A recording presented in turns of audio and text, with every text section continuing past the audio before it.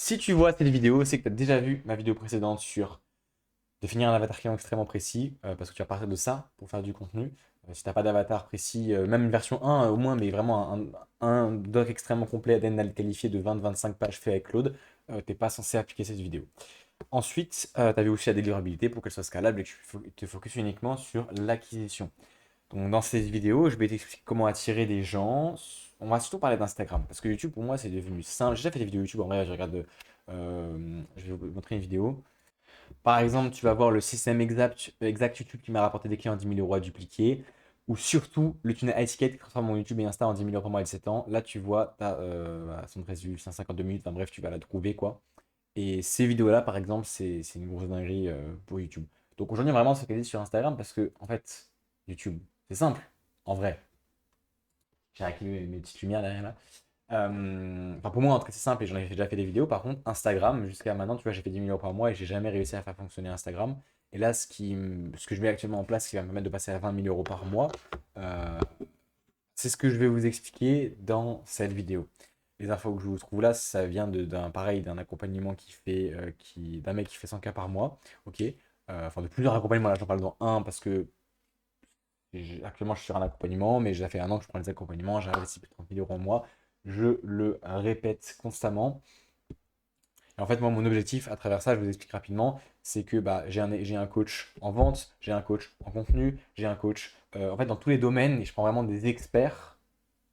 J'ai pris même plusieurs accompagnements sur la création de contenu et c'est vraiment toutes les infos à la fin que je synthétise dans mon esprit et que je vous redonne sur le truc le plus concret possible.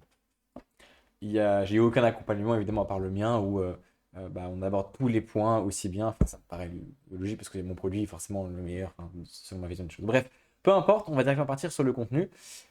Tout ce qu'on va faire là, en fait, c'est du copywriting. Donc, la première chose à comprendre dans cette vidéo, on va parler de deux gros points, le hook et le body dans vos vidéos. En fait, même on va parler des copywriting, ce que je vais vous apprendre dans cette vidéo, c'est ce que vous allez pouvoir utiliser partout. Le copywriting, c'est quoi? C'est tout ce qui est censé être lu par votre prospect. Donc des stories, des bios, des descriptions de texte, des vidéos scriptées, tout ça, c'est lu ou écouté, hein. C'est du copywriting. Comment? Alors, le premier truc à comprendre, c'est que le copywriting, absolument tout, mais tout, part de l'audience. C'est pour ça que si tu n'as pas appliqué le document d'ADN qualifié, que tu n'as pas au moins un document de 20 à 25 pages sur exactement à qui tu parles, à une seule personne, tu te tires déjà une balle dans le pied en fait. Et c'est pour ça que tu n'es pas censé regarder ces vidéos si tu ne l'as pas fait. Ok, donc d'abord tu le fais, ensuite tu regardes ces vidéos. Ensuite, tu auras donc un projet Claude, par exemple, où tu pourras poser des questions. Quelles sont tes problématiques actuellement? Et là, tu vas partir de ses croyances actuelles pour le faire l'accroche. Donc on va directement commencer par le hook. Le hook, c'est quoi? C'est identification plus problème. En fait, il faut que le prospect se sente vraiment identifié, de manière extrêmement précise, et que tu relèves un problème. Je t'explique. Si tu dis juste, t'es un coach, machin, c'est pas suffisant. Je vais donner des exemples. Est-ce que tu préfères? Alors après, il faudrait que je fasse un exemple avec un de mes clients qui est face à moi. Je l'avais déjà fait en coaching. Bon, voilà, écoute, c'est très simple. Déjà, je vais te proposer deux choses. Si je te dis, bon, écoute, moi, ça fait un an que je suis chaud en vente. Ce que tu as besoin actuellement, c'est de la vente. Rejoins mon programme et voilà, j'ai accompagné plusieurs dizaines de personnes à atteindre 10 000 euros par mois. Rejoins mon programme. Est-ce que tu fais plus confiance à ça ou est-ce que tu fais plus confiance à un mec qui va te dire, donc la seconde version, écoute, je sais exactement ce que tu vis actuellement. Ça fait plusieurs mois que tu te bats pour trouver des clients, que tu cherches sur des vidéos YouTube, tu crées du contenu parfois, tu fais du montage, ensuite tu t'occupes de tes clients. Ah, imagine, je m'adresse à quelqu'un voilà, qui fait, ouais, en vrai, c'est ça, c'est quelqu'un qui. Un membre de mon programme, par exemple. Tu t'occupes de tes clients et tu as un truc qui bloque, mais tu sais pas exactement ce que c'est. Tu penses, bah, effectivement, tu sais qu'il te faudrait plus d'appels de vente, il faudrait peut-être être meilleur en vente, mais finalement, des fois, tu te doutes un peu de est-ce que voilà, est-ce que t'es vraiment. T'as pas le syndrome de l'imposteur parfois. Donc, c'est jamais, en gros, qu'est-ce qui concrètement peut te permettre, avec le même temps que tu disposes actuel, de faire beaucoup plus d'argent. Tu vois plein de vidéos YouTube, tu as plein de valeurs, mais je sais pas quelle est l'info là tout de suite à appliquer maintenant qui va faire une grosse différence dans ton business. Tu as peut-être déjà essayé la prospection, peut-être même que tu en fais aujourd'hui, sauf que malheureusement, bah, tu n'arrives pas à atteindre les revenus que tu souhaites. avec toutes les actions que tu mets en place. Pas encore, en tout cas. Je sais que tu y es arrivé, mais pas encore. Tu vois, voilà. Sur ces deux versions-là, j'ai une question là. Maintenant, je vais vous faire une pause. Laquelle, selon vous, crée le plus de confiance et vous donne, vous, le plus là envie de dire, ah, je vais l'écouter, ce mec. Je fais une pause de quelques secondes, réfléchissez. Je suis sûr à 99% que vous avez dit la seconde version. Pourquoi? Parce que, en fait, je parle de vous et vous vous sentez compris. Et un humain qui se sent compris, il achète. En vente, c'est pareil en vente, il faut que le prospect se sente compris. Enfin, en fait, si tu as compris le problème de ton prospect, le prospect aura la sensation que tu as la solution. Et c'est pour ça que la vente, c'est pareil que du contenu, en fait. Je vous jure. Je vous vraiment rendez-vous compte que la vente, c'est pour ça que je vous apprends la vente. Parce que la vente, quand je vous apprends la vente, je vous apprends aussi à créer du contenu. Même si on croit que non, la vente, c'est juste closing, ça fait non. Quand tu es bon en vente, tu sais ce qui marche. Et le mécanisme de changement de croyance, ça je vais en parler après, le changement de pile, le changement de croyance pour le body en fait.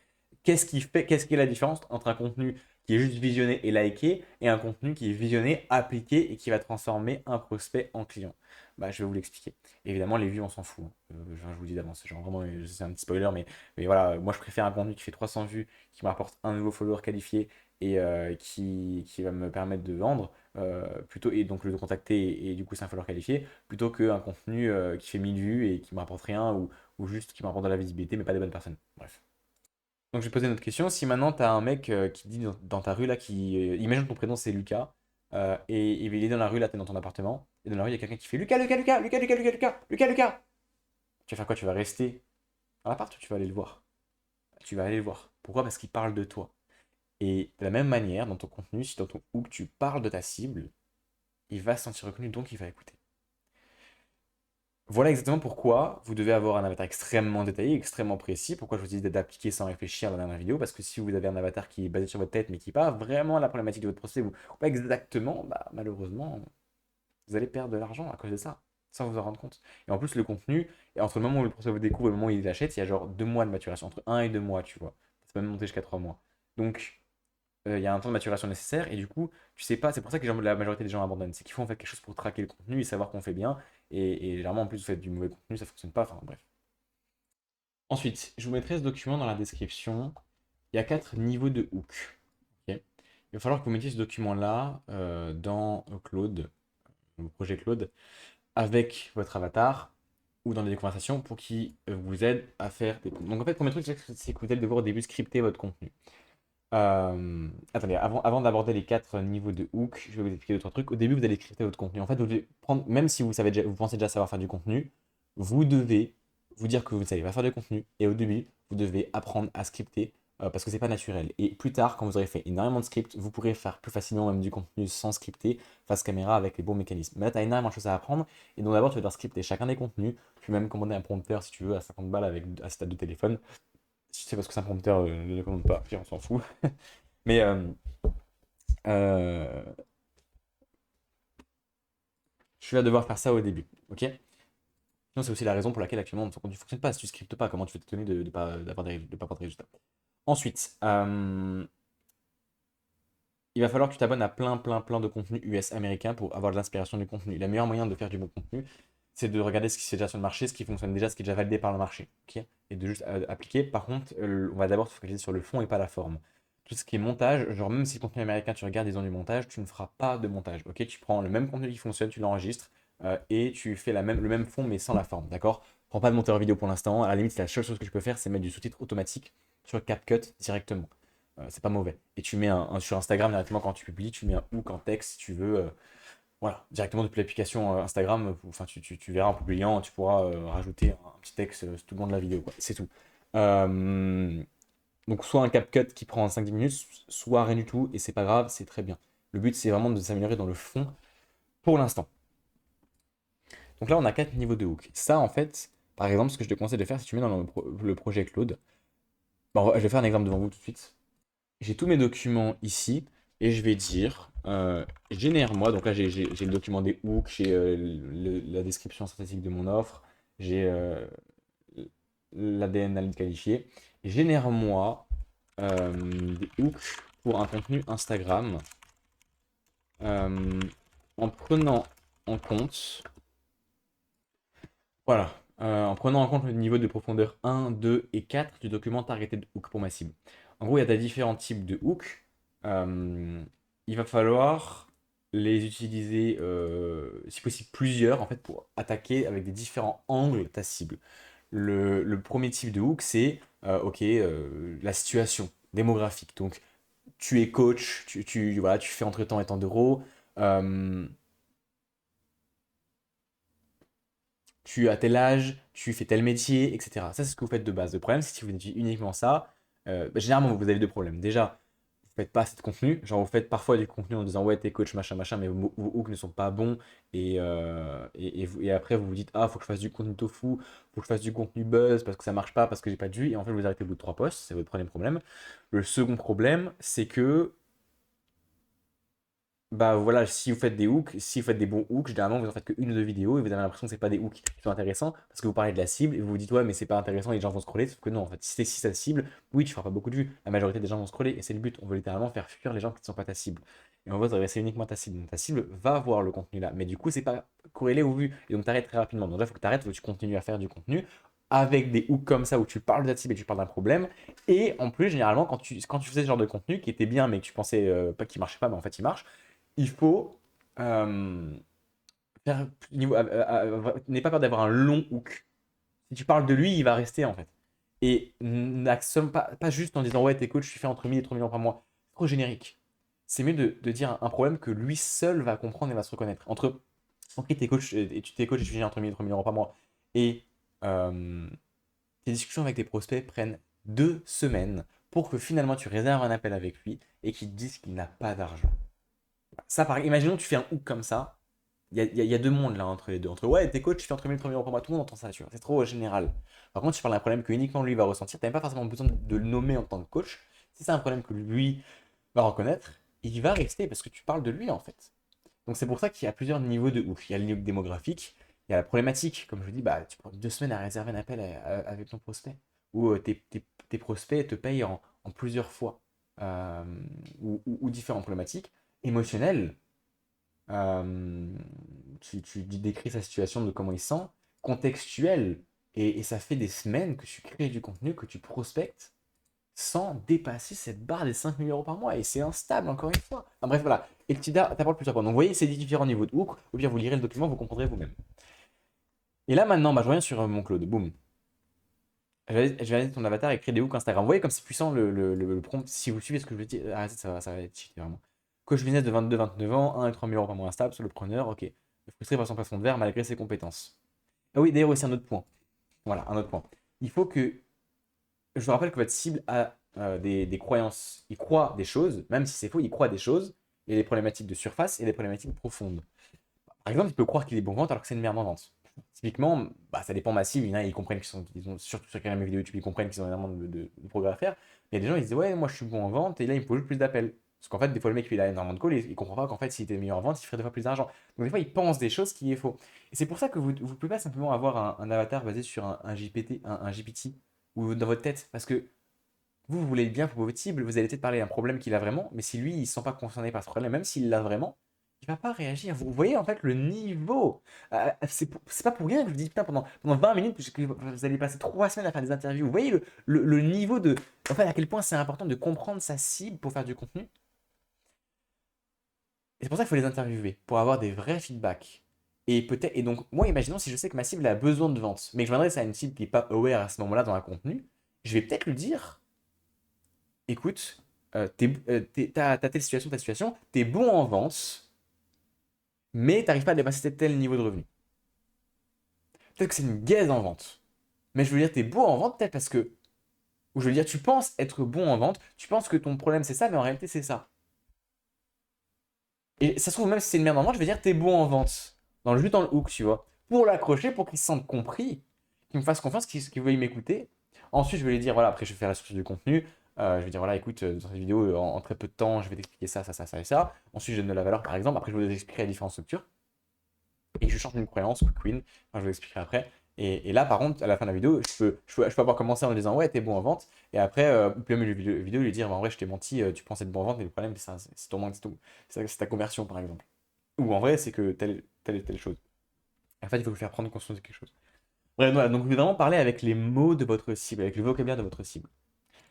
Là, maintenant, imaginons, douleur centrale, instabilité physique paralysante, ne comprends pas pourquoi il close certains appels et pas d'autres, angle mort invisible mais coûteux, sans nom dans l'imposteur. Ok. C'est quoi, je viens entre 22 et 28 ans et que tu saignes entre 0 et 3 millions par mois depuis des mois. Donc ça, c'est hook niveau 1 démographique, vous voyez. Hook niveau 2 problématique. Tu sais pourquoi 90% des coachs entre 1 et 3 cas par mois reprennent tout le poids perdu dès qu'ils... Bon, après, voilà, c'est des exemples. Euh, Hook combiné, si t'es coach de moins de 30 ans, que tu fais entre 1000 et 3 000 euros par mois en moyenne russe, et que tu passes tes appels avec la boule au ventre sans savoir pourquoi tu vas closer ou non, bon, intéressant. Après, moi, il faut toujours se baser sur vous, hein. Genre voilà, vous donner des trucs, peut-être c'est de la merde, hein, ça dépend. J'ai aidé 47 coachs coincés entre 0 et 3 000 euros par mois à atteindre 5 à 8 000 euros par mois stable en corrigeant leurs 3 angles morts invisibles. Bon, en vrai, ça, c'est pas dingue, je trouve. Euh, Mais vous voyez, sûrement, par exemple, vous, peut-être vous allez vous sentir visé par un de ces hooks-là. Parce qu'il mélange plusieurs choses. Je pense que vous avez compris. Coach, comme potentiel, mais pas la machine et que tu galères. Mais en vrai, il est pas trop mal celui-là. Je vais t'expliquer pourquoi vouloir faire des formations d'abord mettre un système de conversion stable à ton cas, c'est juste la garantie de rester coincé. Son job potentiel en coaching. Voilà. Peut-être que je devrais mettre autre chose que ça, qui serait peut-être plus parlant, tu vois. Mais ça, pareil, le meilleur moyen, enfin, ça, c'est de faire plusieurs contenus, de me dire, ok, je vais aborder je vais faire 7 contenus, ok. Je vais aborder le problème de paiement plusieurs fois. Moi, je vais réfléchir comme ça, par exemple. Je vais aborder le problème de l'objection en appel de vente. Ou même, et je peux en définir une spécifique, tu vois, c'est trop cher, je vais y réfléchir, machin. Je vais aborder le problème de pas assez d'appels de vente, de prospects pas assez qualifiés, de pas assez de visibilité. Voilà, tu vois, ça c'est le truc, par exemple, imaginons, je me dis, ah ouais, ma cible, elle pense ça. Et je vais utiliser cette problématique-là pour le hook dans le contenu. Pour dire, voilà, tu fais entre temps et temps, t'as pas assez de visibilité, machin, tu penses que c'est ça le problème, mais en réalité, c'est pas ça, c'est autre chose. Bref. Donc, action à mettre en place tout de suite. Là, enfin, je vais vous expliquer ensuite la suite de la vidéo, après comment on va faire Là, vous avez votre hook. Ce que vous allez faire, je vous dis d'avance à la fin de la vidéo, c'est que vous allez scripter 7 contenus, ok, hook, body, et avec le body que je vais vous expliquer après, on analysera ça en appel de groupe. Donc vous allez scripter 7 contenus. Si vraiment je suis pas réactif, bah vous postez maintenant déjà, vous filmez, vous postez, et vous en ferez d'autres et on analysera quand même, peu importe. Soit, sinon, vous en faites 7 et vous venez en appel de groupe ce soir. Et vous, ou demain, après-demain, enfin vous avez compris quoi. Et vous dites, ouais, en vrai, j'ai mes trucs à analyser. Est-ce que vous êtes... Voilà, tu feras un partage d'écran et on sera tous là à te dire qu'est-ce qu'il faut améliorer, pourquoi, comment. On donnera plein d'avis sur tout ça. Donc, tu as une quick win, tu as vraiment un truc à appliquer dès maintenant grâce à ça. Ensuite, le body. Alors, il y a pas mal de choses à expliquer. Premièrement, avant de vous expliquer les types de body, etc., aujourd'hui, je ne vais même pas aborder les différentes structures. Peut-être j'en aborderai à la fin, mais je vais expliquer une chose très simple. Là, le contenu, c'est comme de la vente. Je vais vous illustrer quelque chose. En fait, votre prospect a une croyance. Ok. La différence entre. Il y a énormément de personnes en ligne là qui donnent énormément de valeur. Si vous regardez bien sur Instagram, il y a énormément de valeur qui est partagée gratuitement. Pourquoi les gens partagent autant de valeur? Parce que les gens croient invoquer le biais de réciprocité. C'est-à-dire qu'ils pensent qu'on en a beaucoup de valeur. Tes prospects vont dire putain, merci pour la valeur, ils vont revenir et ils vont acheter ton programme. Donc, envoyer de l'argent. Sauf que ça, si déjà c'était vrai et ça fonctionnait, ce serait uniquement dans le cas où ton prospect applique ce que tu dis et qu'il a des résultats. En fait, le biais de réciprocité, il n'est pas activé si tu lui donnes simplement de la valeur. Il est appliqué, il applique uniquement si la personne a un switch dans son quotidien, a un changement dans son quotidien. Et pour avoir un changement dans son quotidien, la valeur de l'information ne suffit pas. Il faut appliquer. Donc, il y a plein et après, je vais vous expliquer les différentes manières d'apporter des changements parce qu'il y a des gens il y a différents types de profils qui changent en fonction de différents leviers. Et c'est pour ça qu'on va faire différents contenus pour viser tous ces profils-là. Je vais vous expliquer. Donc, quelle est la différence entre un contenu qui est appliqué, enfin, qui est visionné et liké, et le mec scroll, et un contenu qui est visionné et appliqué où le mec fait un appel à l'action et vraiment on va implémenter ce que tu lui dis pour ensuite avoir une quick win et ensuite venir vers vous parce que je vous ai déjà expliqué la différence, enfin ce qui fait que un mec va vendre, que vous allez vendre, il y a toujours un moment où si vous le prospectez à la fois par exemple, c'est vous qui allez lui courir après et la vente va toujours constamment s'effectuer au moment où c'est lui qui va revenir vers vous. Il va revenir vers vous et c'est lui qui va vous courir après au moment où il aura eu un switch mental, où vous lui aurez enlevé une croyance, mis une autre à la place. Donc, c'est la définition de monter en leadership en appel de vente. C'est simple, tu prends sa croyance, tu démontes sa croyance, tu en mets une nouvelle, enfin c'est pas simple, mais c'est la vente quoi, tu en mets une nouvelle, et là il va comprendre, et du coup c'est ça qui va faire que boum, le rapport s'inverse, et c'est au moment où il revient vers toi, il te pose plein de questions, et en fait il te voit, tu l'inspires, et du coup il te voit comme un repère, comme un exemple, et à partir de là, c'est là où en fait il va t'acheter, ok? Euh, et du coup, la vente, c'est pareil dans le contenu. En fait, c'est juste que c'est plus simple un appel de vente parce que tu as déjà le prospect en face de toi, donc tu peux poser des questions, avoir ses réponses et faire littéralement, c'est comme si tu faisais du contenu sur mesure. Sauf que c'est pareil dans le contenu. C'est pour ça que tu vas te baser sur ta cible, comprendre leurs problématiques, comprendre leurs croyances, pour pouvoir faire du contenu sur mesure et briser leurs croyances, mettre la vôtre à votre place et faire en sorte qu'il y ait une quick win et du coup qu'ils reviennent vers vous pour acheter. Et donc le biais de réciprocité s'active. Et même, bref, il y a plein de mécaniques qui s'activent. Et donc, pour comprendre comment on peut changer une croyance de quelqu'un, je vais vous expliquer le changement de pile. Si vous avez une télécommande, que vous avez une pile qui ne marche plus dedans, vous enlevez le boîtier, et là vous voulez mettre une nouvelle pile, qui est neuve. Si vous mettez une nouvelle pile, mais qu'il y a l'ancienne qui est encore là, bah, ça ne va pas marcher. Elle ne rentre pas la pile. Donc il faut d'abord enlever l'ancienne pile qui est obsolète, qui est périmée, qui ne fonctionne plus, qui ne me charge plus, voilà, vous avez compris, il n'y a plus de batterie. Vous l'enlevez, et là seulement vous pouvez mettre la nouvelle et la refermer. Et là ça fonctionne. C'est pareil en fait avec votre prospect. Il faut enlever une ancienne croyance et en mettre une nouvelle qui va fonctionner. Donc il ne suffit pas juste de donner de la valeur. Il suffit de comprendre ses croyances, le comprendre, faire le problème, lui expliquer que ce qu'il fait c'est de la merde, c'est pas bien, l'enlever et mettre votre nouvelle croyance à la place. Et là, en faisant ça, il va appliquer. En appliquant, il aura du résultat. Et même, bref, il va revenir vers vous, il va s'abonner, voilà. Et vous faites ça régulièrement dans le contenu. Quick win, le mec il vous fait confiance. Et la confiance va se créer après avec la proximité, tout ça, mais juste quick win et à la fin il va acheter. Genre vraiment tous mes clients qui ont acheté, il y a eu une quick win dans mon contenu. S'ils ont réservé des appels de vente tout seul, grâce à YouTube, grâce aux trames que j'ai donné, j'aurais fait un loop pour analyser leur compte Instagram, je leur ai dit un changement, boum, ça a changé, ils ont réservé 3 appels de vente en plus dans la semaine alors qu'ils en ont réservé zéro. Bref, voilà, tu vois, à chaque fois quick win. Donc c'est pareil dans le contenu. Donc pour faire ce changement de croyance, j'ai des notes à côté. Donc il faut comprendre comment les gens changent. Quel est le déclencheur qui fait que quelqu'un peut changer. Donc changer, c'est tout, c'est s'abonner, en fait, c'est être prêt à changer quelque chose qu'il fait actuellement. Et comme je l'ai expliqué, il faut qu'il change quelque chose qu'il fasse actuellement pour avoir une quick win, pour appliquer, pour vous faire confiance. Ok. Et vous verrez, cette mécanique, elle est partout, hein. En prospection, en vente. Prospection, c'est trouver quelque chose qui fait mal actuellement et lui donner une manière de faire. Ah, du coup, il va être OK de réserver un appel. Dans le contenu, c'est OK, si tu fais mal de ça, tu fais mal ça, OK, donc tiens, maintenant j'ai un prompt et il va commenter le prompt parce qu'il a compris qu'il faisait mal, donc il va appliquer autre chose. En vente, c'est ah, j'ai compris que je faisais mal, donc en fait, toi, tu m'as. Voilà. Et c'est celui qui lui fait prendre conscience du problème et si toi, tu lui fais prendre conscience du problème et que tu fais changer cette pile, bah, et c'est à toi, il va faire confiance, c'est toi qui vas te payer à la fin. Donc pourquoi les gens sont prêts à changer de manière générale dans la vie? Il y a 4 grandes raisons. La première raison, euh, c'est que ils souffrent tellement qu'ils n'ont pas le choix. Donc je vais expliquer après, on va faire 3 types de contenus spécifiques. Je vais vous expliquer après. Quand tu en as marre de l'école, de ta vie, de quotidien, de ton travail, tu souffres tellement que suffit qu'il y ait un mec qui comprenne et qui te dise, mec, en vrai, tu es actuellement dans telle situation, tu as tel problème, telle frustration, tu te sens comme ça, comme ça, comme ça. Et en fait, il va se dire, mais mec, c'est exactement ça, et il va vouloir travailler avec toi. Voilà.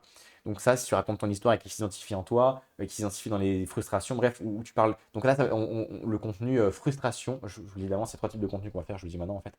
Le contenu frustration, le contenu valeur et le contenu storytelling. Voilà. Le contenu frustration, c'est parler de lui, parler de ses douleurs, dire on l'a déjà vécu, ou un de nos clients l'a déjà vécu. Donc abonne-toi. Ça, c'est du contenu que tu vas faire, d'abord en organique, et après que tu mettras évidemment en ad. Mais ça, tu as d'autres vidéos que tu peux regarder sur ma chaîne pour comprendre. Donc, notamment celle que je t'ai parlé au début de la vidéo là. Euh, hmm. Donc quand ils souffrent tellement qu'ils n'ont pas le choix. Ensuite, la seconde raison, c'est quand ils voient assez d'exemples pour en être inspiré. Un mec qui n'a pas spécialement de douleur, tu sais, on peut se dire, ah, c'est bizarre comment je le cause, on dirait qu'il n'a pas de douleur et tout. S'il voit des témoignages tous les jours, tous les jours, tous les jours, tous les jours, à la fin il est inspiré. Genre j'ai des potes, ils n'avaient pas de frustration de base, mais ils m'ont tellement vu moi et mes clients faire des résultats, juste on discutait et tout, et je voulais jamais les closer. En fait, à la fin, ils sont inspirés par moi, et j'ai des potes qui finalement vont redémarrer le business parce que ils sont juste inspirés en fait, il y a tellement d'exemples qui sont inspirés finalement, qui voient, et disent, ouais, ça fonctionne tellement sur eux et tout, pourquoi ça pourrait faire fonctionner sur moi? Ok. Donc là, par exemple, le contenu storytelling, où vous allez raconter l'histoire de vos clients, bah, c'est très pertinent. Ensuite, quand ils apprennent, troisième raison pour laquelle ils changent, c'est quand ils en apprennent assez pour en avoir envie. C'est la valeur. Voilà. Vous avez déjà entendu des gens qui disaient, moi, j'achète pas de formation de base, seulement j'achète que les formations quand je veux vraiment pousser à un niveau quelque chose. Et les mecs, ils ont déjà pas mal de connaissances, ils regardent vos vidéos YouTube, ils se forment, ils se forment, ils se forment, ils se forment. Au début, ils veulent pas. Et à un moment, ils ont l'impression d'avoir atteint un plafond de verre. Ils disent, ah, j'aimerais me former plus. Et du coup, là, ils passent à la carte. Ils mettent, euh, ils achètent quelque chose. Donc c'est pour ça que là, le contenu valeur est très pertinent. Parce que lui montrer aussi que tu es bon et le former là-dessus, peut-être il voudra pas maintenant au début, mais il va se former, il va se former, il va se former. Au bout d'un moment, il va se dire, putain, ce mec peut vraiment m'aider et j'ai vraiment envie d'en apprendre plus en fait. Et même un mec qui se connaît pas dans le business, qui regarde des vidéos, qui regarde des vidéos, qui regarde des vidéos, au bout d'un moment, il commence à avoir pas mal de connaissances. Il se dit, putain, en vrai, j'ai envie de passer au niveau supérieur, quoi. J'ai des connaissances, là maintenant, il faut que j'applique, tu vois. Donc ça donne envie de changer. Ensuite, quatrième raison, c'est quand ils reçoivent assez de solutions et de soutien pour s'en sentir capable. C'est un peu moins pertinent, c'est pour ça qu'il n'y a pas de type de contenu spécifique pour ça, mais c'est un événement pour lequel il change. Genre un mec qui est devant une falaise pour faire un saut à la corde, enfin un saut, je sais pas, à l'élastique et qu'il il ose pas, si tout le monde lui dit vas-y, vas-y, vas-y, il va le faire, tu vois, il va y arriver. Donc, c'est aussi pour minimiser la friction. Par exemple, si tu lui fais une vidéo, que tu mâches le travail à fond à sa place, que tu lui fais prendre conscience des problématiques d'une manière où imagine où il utilise ChatGPT et que tu lui fais se rendre compte qu'il peut gagner des heures et des heures de temps en appliquant juste en commentant un mot, en recevant un prompt qui copie-colle et boum, il va gagner énormément de temps. En fait, tu as mâché tout le travail à l'avance et il va se dire en vrai, il y a tellement de solutions devant lui, il n'a rien à faire quoi. Donc, vas-y, je me sens capable, enfin, je vais juste commenter le mot et recevoir le prompt. Bref, et je vais appliquer quelque chose et avoir un changement. Et du coup, forcément, tu commences grâce à toi, ils s'imprègnent de ton écosystème et forcément tous les clients qui prospectent, qui vont commencer à appliquer tes vidéos, voilà, à force ils te font juste confiance et c'est qu'une question de temps en fait avant que ça devienne un client. Est-ce qu'on entend bien? Ouais, nickel. Donc voilà les quatre raisons pourquoi les gens sont prêts à changer. Et du coup, vous avez compris les trois types de contenu, c'est frustration, valeur, storytelling. Le but à chaque fois, c'est de faire des switches mentaux. Donc c'est ce que je vous expliquais avant, c'est le changement de pile, hein. Switch mental, c'est pareil, tu changes la croyance, tu fais changer la croyance chez le prospect. Ensuite, on appelle à l'action. Il n'y a pas grand chose à dire, tu sais faire. En vrai, le reste, tu sais faire. Là, je t'ai déjà donné extrêmement, je t'ai donné 80% du truc. Je ferai sûrement d'autres vidéos, mais là, en fait, avec ces informations-là, tu peux déjà faire ton Claude, commencer à faire des hooks, aborder des sujets, faire le changement de croyance et changer les. Enfin, voilà, parler des problèmes, expliquer pourquoi ce qu'ils font c'est mauvais, et puis ensuite euh, apporter une nouvelle croyance. Tu peux déjà le faire. Les appels à l'action, c'est soit abonne-toi, c'est soit commente quelque chose pour avoir une vidéo YouTube, c'est soit regarde le lien dans ma vidéo, lien dans ma bio ou un lead magnet. Si vous faites des lead magnets, prenez leur mail, leur numéro de téléphone si possible sur une petite page system.io pour les numéros de téléphone pour les rappeler, le mail plus tard pour faire de l'emailing, pas maintenant, mais un jour ça sera utile, donc tu peux déjà commencer à te faire une base mail, c'est quand même intéressant. Parfois dans des vidéos, tu n'es pas obligé de mettre des appels à l'action, parfois tu en mets. Ce qui est juste important, c'est dans les appels à l'action, ne faites bien dans l'ordre, ne dites pas commente tel mot pour recevoir ça ou pour générer 10 000 euros par mois, par exemple. Dis plutôt, si tu as envie de telle chose, tu as envie de générer 10 millions par mois, tu as envie de telle personne, tu as envie de telle chose dans ton entreprise ou dans ta vie de manière générale, commence tel mot. Parce que bah, la personne elle va d'abord se dire ah oui, j'ai envie de ça, ok, bah, si je veux ça, je commente le mot. Tu vois. Enfin, c'est juste dans l'ordre, c'est important. Voilà. Un appel à l'action, tu as toujours un truc à faire, mais mets toujours un appel à l'action. Ça peut être très simple, ça peut être réagir à la story, ça peut être s'abonner à la chaîne YouTube, rejoindre le canal WhatsApp, rejoindre une communauté, enfin, mais un seul appel d'action, pas deux, vraiment une seule. Comme ça, il a un truc à faire. Tu vois, c'est si le contenu a résonné chez lui, ok, maintenant je fais quoi en fait? Et il faut que tu lui donnes euh, l'action à faire. Voilà, donc là, l'action que tu vas devoir appliquer après avoir regardé cette vidéo formation, elle est très simple. Tu vas rédiger 7 contenus avec ton Claude, avec les différents niveaux de hook combinés. Et on va analyser ça en appel de groupe pour faire les meilleurs scripts possibles. Tu vas prendre donc ton, tu vas faire des hooks et ensuite tu vas prendre à chaque fois euh, une structure frustration, une structure valeur, une structure storytelling. Et déjà tu vas faire ça. Voilà, t'appliques ça, je te mets dans la description le doc des hooks et on se dit à bientôt.